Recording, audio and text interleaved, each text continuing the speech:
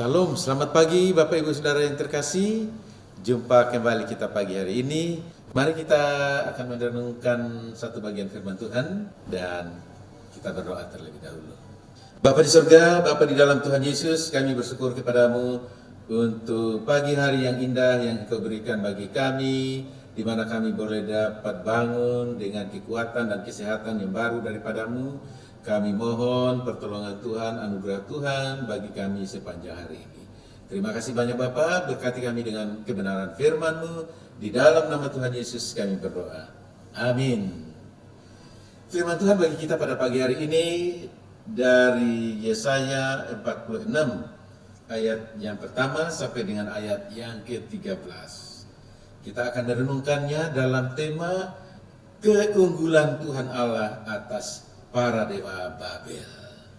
Keunggulan Tuhan Allah atas para dewa Babel.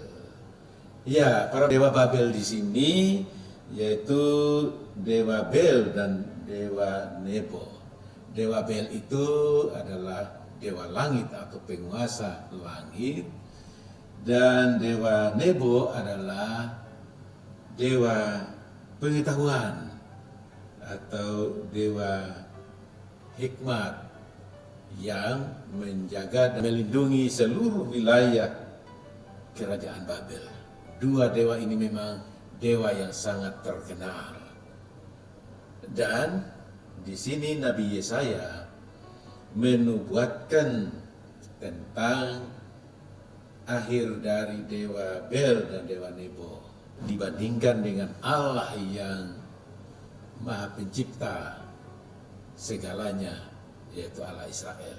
Dalam bagian ini kita akan melihat yang pertama ialah bahwa Bel dan Nebo itu tidak berkuasa atau tidak dapat menyelamatkan.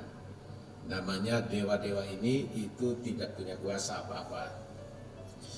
Dalam ayat yang pertama dan ayat kedua dikatakan dewa Bel sudah ditundukkan, dewa Nebo sudah direbahkan, patung-patungnya sudah diangkut di atas binatang, di atas hewan yang pernah kamu arak, sekarang telah dimuatkan sebagai beban pada binatang yang lelah, yang tidak dapat menyelamatkan bebannya itu. Dewa-dewa itu bersama-sama direbahkan dan ditundukkan, dan mereka sendiri harus pergi sebagai tawanan. Kita lihat di sini bahwa dewa Bel dan dewa Nebo ini tidak berdaya apa-apa. Kita tahu bahwa dalam kerajaan-kerajaan dulu, yaitu kalau mereka kalah perang, berarti dewanya tidak kuat, tidak hebat. Yang menang perang itu dewanya hebat, luar biasa. Tapi bagi Israel, walaupun Israel mereka harus dibuang oleh Tuhan atau mengalami penjajahan oleh bangsa asing, itu karena kesalahan mereka. Dan dalam perjanjian dengan Allah, mereka kalau taat kepada Tuhan, mereka dijaga, dilindungi, dipelihara oleh Tuhan. Berkat mengalir atas mereka, kemenangan selalu ada bagi mereka. Tapi kalau mereka tidak taat sama Tuhan, maka mereka akan dikuasai bangsa-bangsa lain. Jadi ketika Israel mengalami pergumulan lewat bangsa-bangsa yang datang menyerang mereka, bukan berarti Tuhan Allah Israel tidak kuat, tetapi karena mereka melanggar peraturan Tuhan, tidak taat sama Tuhan. Di sini kita melihat bahwa nubuatan ini tentang dewa Bel dan dewa Nebo telah diruntuhkan, artinya tidak punya kekuatan apa-apa. Dan dewa-dewa ini harus diangkut, kemudian dibawa pergi sebagai tawanan. Artinya tidak punya kekuatan apa-apa. Sementara Tuhan Allah Israel itu Tuhan Allah yang luar biasa. Selanjutnya dalam ayat yang ketiga dikatakan, dengarkanlah aku hai kaum keturunan Yakub, hai semua orang yang masih tinggal dari keturunan Israel, hai orang-orang yang kudukung sejak dari kandungan, hai orang-orang yang kujunjung sejak dari rahim. Sampai masa tuamu aku tetap dia, dan sampai masa putih rambutmu aku menggendong kamu. Aku telah melakukannya dan mau menanggung kamu terus. Aku mau memikul kamu dan menyelamatkan kamu. Lihat perbedaannya di sini. Tuhan Allah Israel adalah Allah yang menjaga, melindungi, memelihara, yang menggendong mereka dalam situasi keadaan apapun. Tetapi kalau kita lihat tadi, Dewa Bel dan Dewa Nebo justru digendong binatang dan dibawa pergi sebagai tawanan. Beda jauh sekali. Allah Israel adalah Allah yang justru menggendong umatnya. Allah yang menjaga dan melindungi umatnya. Yang kedua ialah para dewa adalah buatan tangan manusia. Sedangkan Tuhan Allah adalah pencipta alam semesta yang hidup dan berbicara sejak purbakala. Di sini dikatakan, kepada siapakah kamu hendak menyamakan aku, hendak membandingkan dan mengumpamakan aku sehingga kami sama? Kepada siapa? Aku mau disamakan dengan apa? Allah kita, Allah yang luar biasa. Allah Israel, Allah yang luar biasa. Allah pencipta langit dan bumi, pencipta segalanya. Dialah yang disebut Allah pencipta langit dan bumi. Sangat jauh berbeda dengan Dewa Bel dan Dewa Nebo di sini. Yaitu, ya dikatakan dalam ayat ke-6, orang mengeluarkan emas dari dalam kantongnya dan menimbang perak dengan daging. Mereka mengupah tukang emas untuk membuat Allah dari bahan itu, lalu mereka menyembahnya, juga sujud kepadanya. Mereka mengangkatnya ke atas bahu dan memikulnya, lalu menaruhnya di tempatnya. Di situ ia berdiri dan tidak dapat beralih dari tempatnya. Sekalipun orang yang berseru kepadanya, ia tidak menjawab dan ia tidak menyelamatkan mereka dari kesesakannya. Ya. Lihat di sini sangat jauh berbeda dengan Allah Israel. Allah Israel, Allah yang mendengar doa, Allah yang memperhatikan, Allah yang mempedulikan umatnya. Sedangkan Dewa Bel dan Dewa Nebo di sini tidak bisa buat apa-apa. Dibuat dari emas, digendong oleh orang yang membuatnya, kemudian disembah oleh mereka. Ini kebodohan. Dan kita lihat di sini bahwa dia tidak bisa menjawab apa-apa. Di mana ditaruh, diberdirikan, disitulah dia berdiri seterusnya. Tidak bisa bergerak. Ya. Atau dalam pengertian tidak bisa berbuat apa-apa. Tapi itulah kehendak manusia yang bodoh. Yaitu membuatnya dengan tangannya sendiri, kemudian dia menyembah. Kenapa? Dia mau supaya Allah itu adalah Allah yang mendengarkan dia dan mentaati dia. Dia mau buat apa dengan Allah itu, itulah yang terjadi. Inilah namanya kebodohan manusia. Bapak Ibu Saudara yang terkasih, kita lihat di sini bahwa sungguh jauh berbeda dengan Allah Israel. Ingatlah hal itu dan jadilah malu. Malulah kalau kamu memiliki Allah seperti itu. Pertimbangkanlah dalam hati, hai orang-orang pemberontak. Ingatlah hal-hal yang dahulu dari sejak purbakala, bahwasanya akulah Allah dan tidak ada yang lain. Akulah Allah dan tidak ada yang seperti aku, yang memberitahukan dari mulanya hal yang kemudian dan dari zaman purbakala apa yang belum terlaksana, yang berkata keputusanku akan sampai dan segala kehendakku akan kulaksanakan.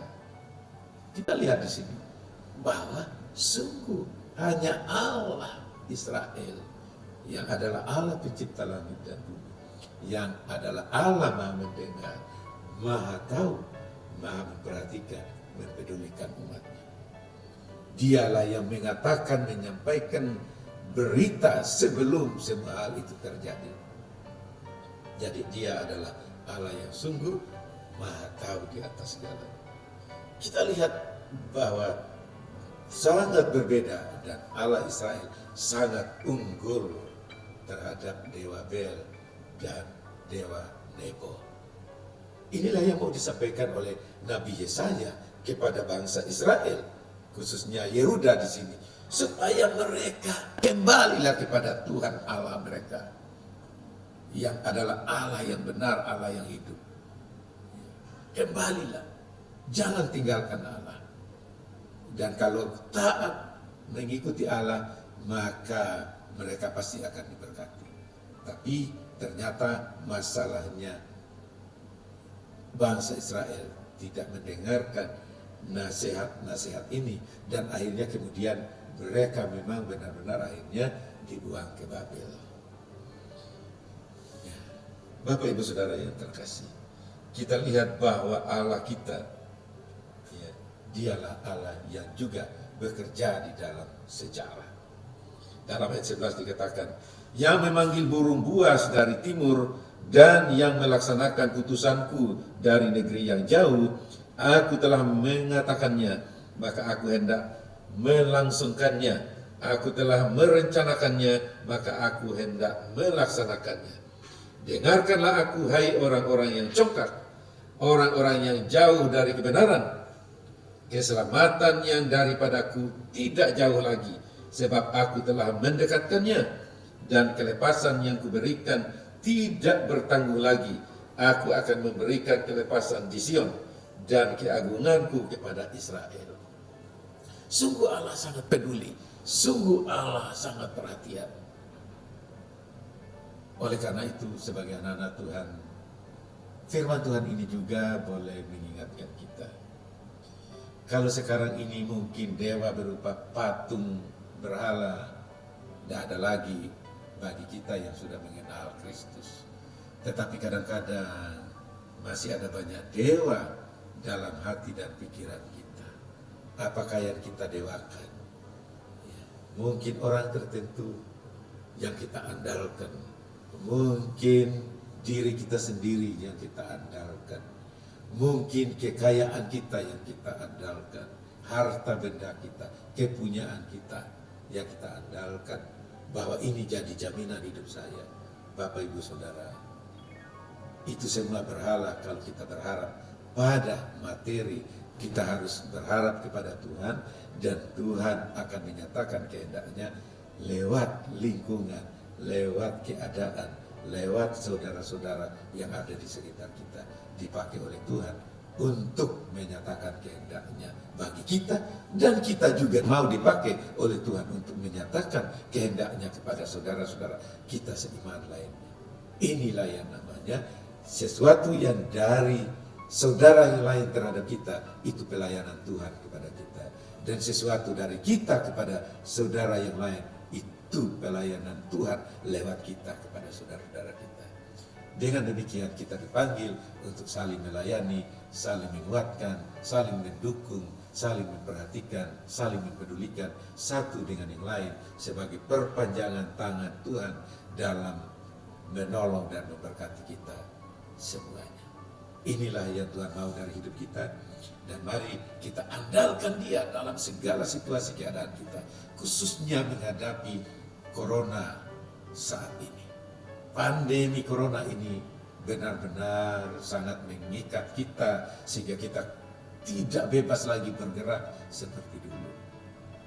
Namun di dalam semuanya ini Tuhan mau supaya kita mengandalkan Dia, karena hidup kita adalah di tangan Tuhan, bukan di dalam kekuasaan pandemi ini, tapi di dalam kuasa Tuhan. Dan mari kita menyerahkan diri kepadanya, dan mari kita melakukan tugas tanggung jawab kita dengan baik untuk hormat dan kemuliaan nama Tuhan. Kita perlu menjaga kesehatan dengan menjalankan protokol kesehatan. Tapi ingat, kita juga tidak perlu takut terhadap wabah ini, karena sesungguhnya Tuhan yang memelihara kita. Amin. Kiranya Tuhan Yesus memberkati kita sekalian. Mari kita satu dalam doa. Bapa di surga, terima kasih untuk kebenaran firman-Mu pagi hari ini, di mana kami boleh belajar melihat bahwa Engkau Allah yang unggul, yang luar biasa, yang sangat jauh berbeda dengan para dewa bangsa-bangsa. Tuhan, tolonglah kami anak-anak-Mu. Dengan perenungan ini, biarlah kami boleh semakin menyadari bahwa Engkau sungguh Allah yang hidup. Kalau kami hidup sampai sekarang ini, kami ada sampai sekarang ini, kami terpelihara sampai sekarang ini, kami kuat, kami sehat, kami mengalami pertolongan demi pertolongan Tuhan sampai sekarang ini. Itu semata-mata karena Engkau, karena kasih karunia-Mu, karena anugerah-Mu ya Tuhan. Terima kasih ya Bapa, kalau kami masih bisa bertahan hidup di dunia ini dalam situasi keadaan yang sulit oleh karena pandemi corona ini. Itu semata-mata karena Engkau yang menjaga, melindungi, memelihara, memperhatikan kami anak-anak. Terima kasih banyak ya Bapa atas kasih karunia-Mu. Dan Hamba-Mu berdoa juga ya Tuhan, menyerahkan saudara-saudara kami yang mungkin dalam situasi kurang sehat saat ini. Jamah sembuhkan mereka, kuatkan, sehatkan mereka, dan tolong mereka ya Tuhan. Biarlah anugerah-Mu lagi tercurah untuk anak-anak-Mu yang bergumul dengan pekerjaan. Tuhan, Engkau berikan pertolongan-Mu sehingga mereka boleh mendapatkan pekerjaan yang baik. Yang bergumul dengan usaha mereka ya Tuhan. Tolong anak-anak-Mu ya Tuhan. Beri jalan keluar sehingga usaha mereka boleh tetap bisa berjalan dengan baik ya Tuhan. Terima kasih banyak Bapa. Kami serahkan seluruh hidup kami pagi hari ini lagi dalam kekuatan kuasa-Mu. Di dalam nama Tuhan Yesus kami berdoa. Amin. Baik, selamat pagi, Tuhan Yesus memberkati.